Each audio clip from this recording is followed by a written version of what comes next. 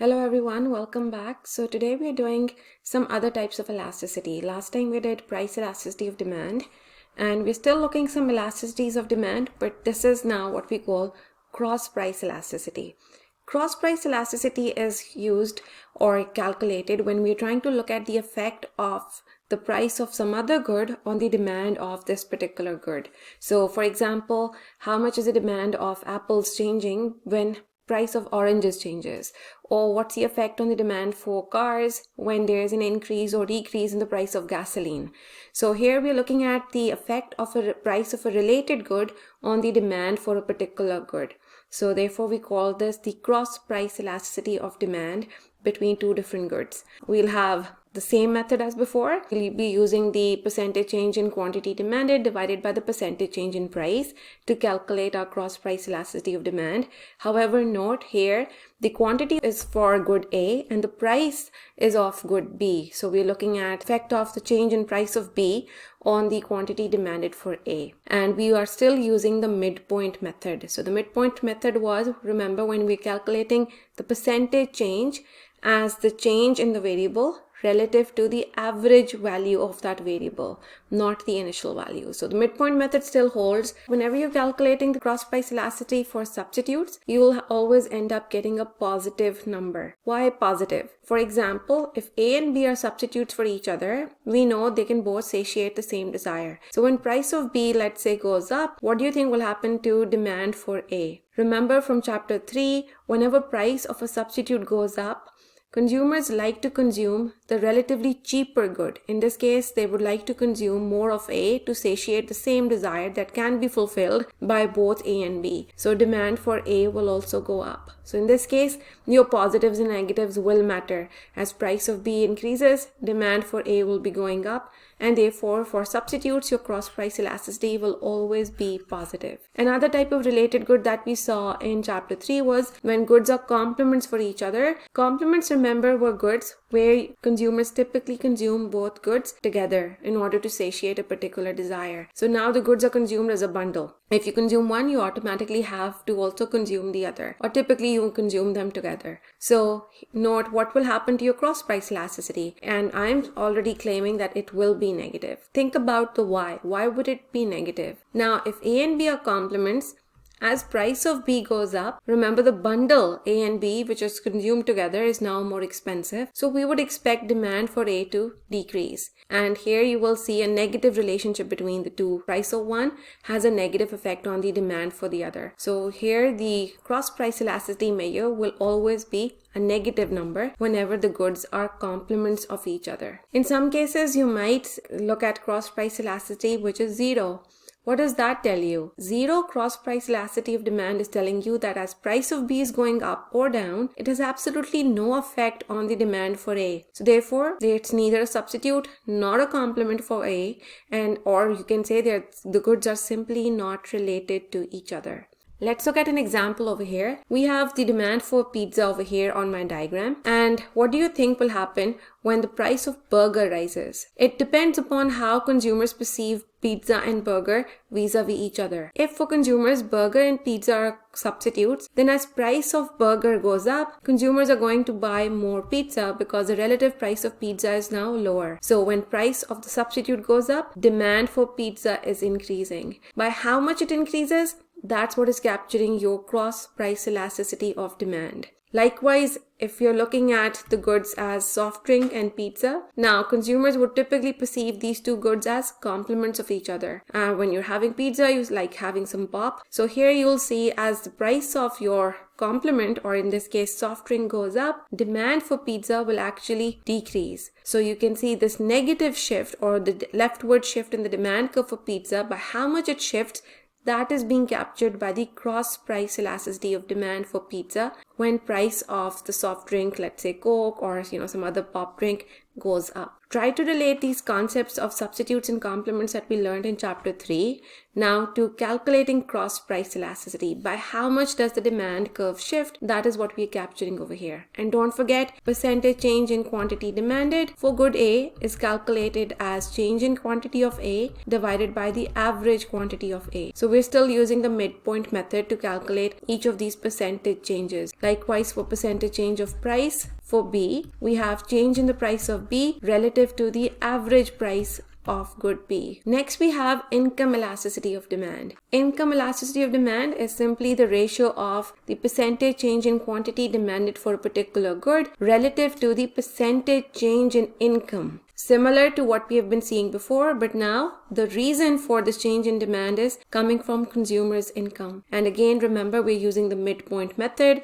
So percentage change in quantity demanded is calculated as change in quantity divided by the average quantity. And change in income or percentage change in income would be the absolute change in income divided by the average income of the consumer or consumers for that particular market. We're using the midpoint method. Here again, you'll see the positive or negative will matter. So unlike the own price elasticity of demand that we covered in the first part of the chapter, here we will not ignore the negative. We will take into account whether the income elasticity of demand is positive or negative, just like we did for substitutes and complements. So if you observe a positive relationship between income and demand, so for example, income increases, demand increases, this will always give you positive income elasticity, and the good is therefore a normal good. Why is it a normal good, or why is the number positive? Because for normal goods, we know there's a positive relation between the two. Higher income leads to higher demand, and of course lower income leads to lower demand. So if they're both decreasing, then two negatives cancel each other out, and your income elasticity of demand will be positive. For inferior goods, where you observe a negative relationship between income and demand, you will have a negative income elasticity measure. So here, remember, for inferior goods, as income goes up, demand for the good decreases. Or alternatively, if income decreases, consumers are more likely to buy that good. So hence, you will see your ratio over here will be a negative number.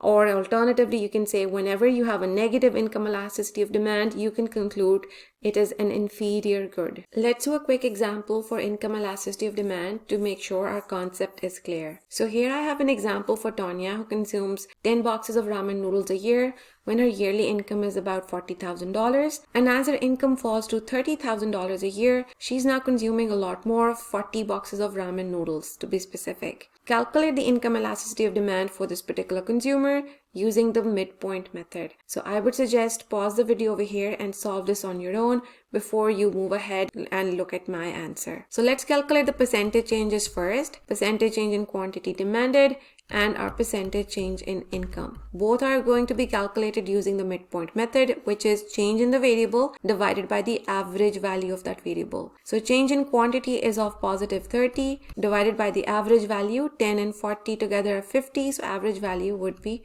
25. That gives you your percentage change in quantity demanded of 1.2, or you can say 120%. Next, I'm going to calculate the percentage change in income. Here, income is falling from 40 to 30, so that's negative 10,000 divided by the average income, which would be 40 plus 30 is 75. And 75 divided by 2 is $35,000. So percentage change in income over here using the midpoint method is coming out to be 0.286, or you can say 28.6%. Income elasticity of demand is the ratio of percentage change in quantity demanded to the percentage change in price. So I will take these two and take the ratio, and that gives me an income elasticity of approximately negative 4.2. Note in this case, for income elasticity of demand and likewise for cross price elasticity of demand, you will not drop the negative.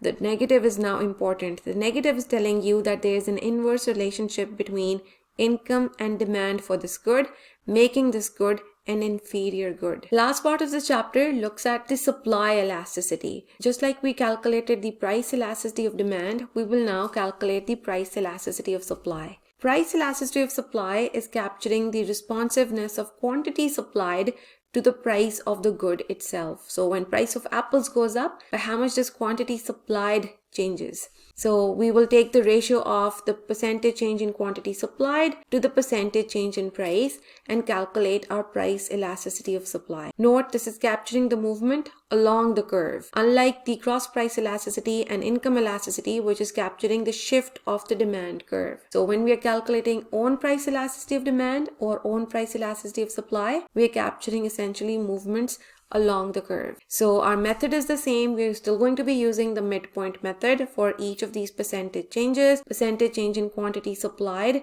divided by the percentage change in price. Let's look at the extreme case of price elasticity of supply. One extreme case is when your supply curve is perfectly inelastic. Perfectly inelastic supply curve is telling you that regardless of the change in price, quantity supplied is not responding at all. Percentage change in quantity supplied is 0. So price could be fluctuating by a huge amount, but there is absolutely no change in quantity supplied. For this type of situation, your measure for price elasticity of supply will be 0 because your numerator is now 0. Quantity supplied is not responding to any given change in price. And what's the shape of your supply curve? Note whether the price is $2,000 per unit or $3,000 per unit, quantity supplied is not budging from 100 units. So we are looking at a vertical supply curve. Now the other extreme case is when you have a horizontal supply curve. In this case, you'll note that the elasticity of supply is perfectly elastic, or it's equaling infinity. Why is it equaling infinity? Because what we're saying over here is that at any price of $12 or above 12, sellers are willing to sell as many units of this good as possible. So there's no limitation on how much they're willing to sell. They will produce and sell any quantity. However, if the price was to fall below 12, they're not willing to supply anything at all. So their minimum acceptable price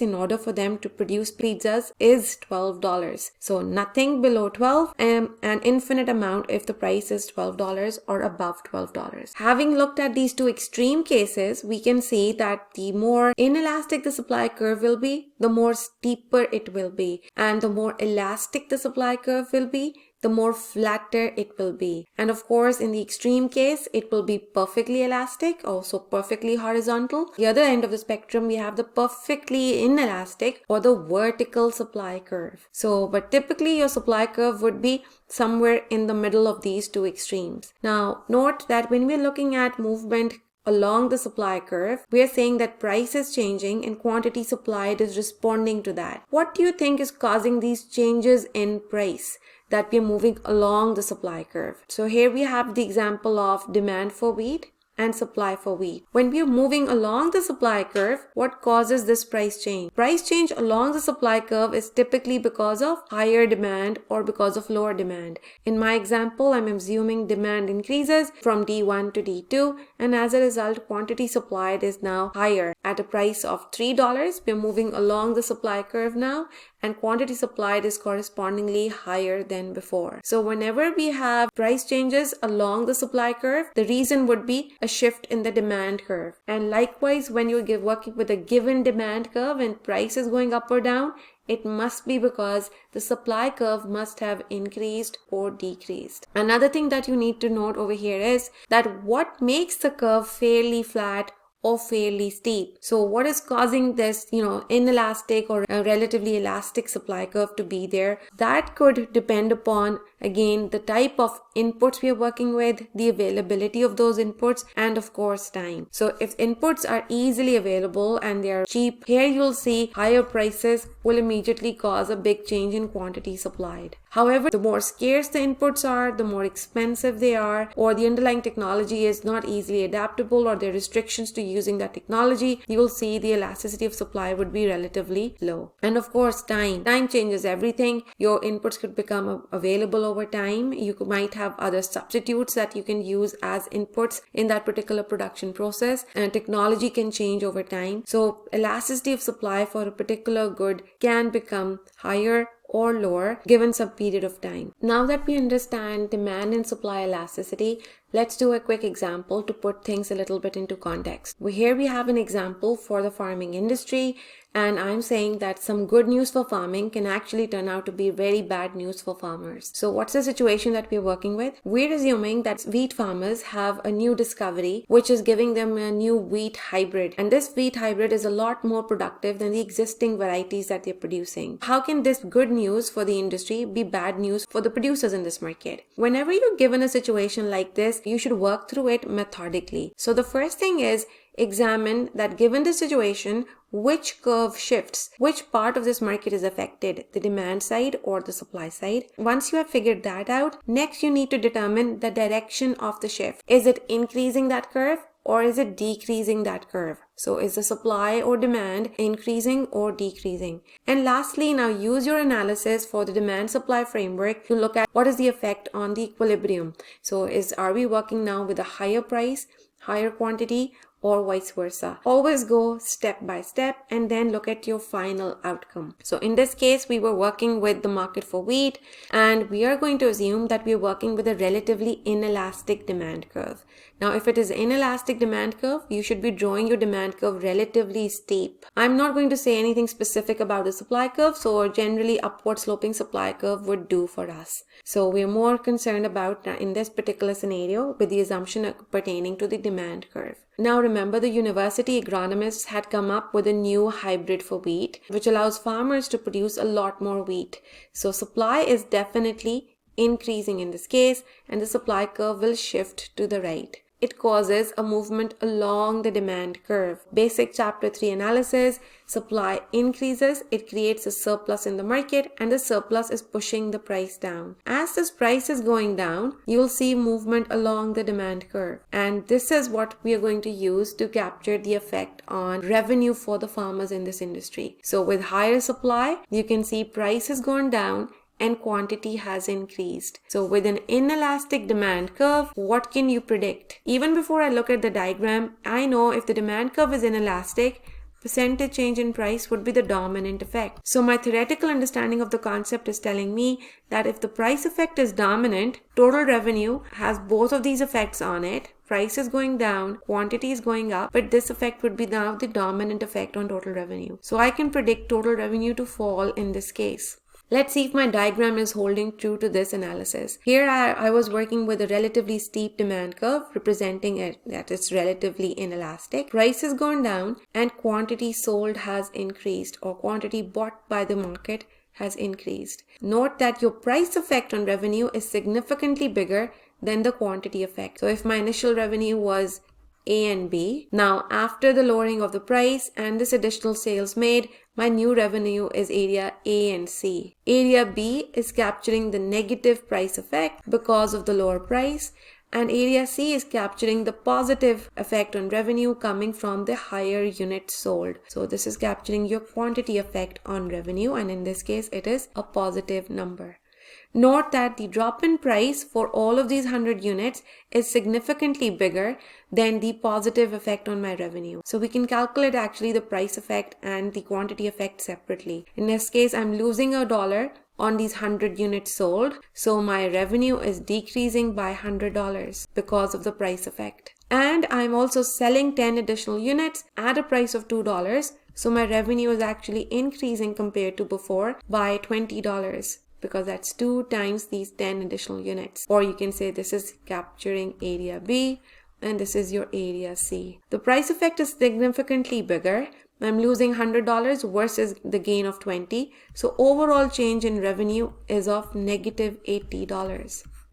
So with an inelastic demand curve, as we move along the demand curve, price going down, quantity going up, actually reduces the revenue for these farmers. And that's why we can see that even though we have a major advancement for the industry, it's making the farmers in this industry worse off. Another way to capture this effect or see how the revenue is affected is go the old school method, the easier method, which is calculate your initial revenue and then calculate your new revenue. Our initial revenue at the old price and quantity combination was 3 times 100, which is $300. And as price falls to $2 and the total quantity sold is 110, your new revenue is $220, which is 2 times 110.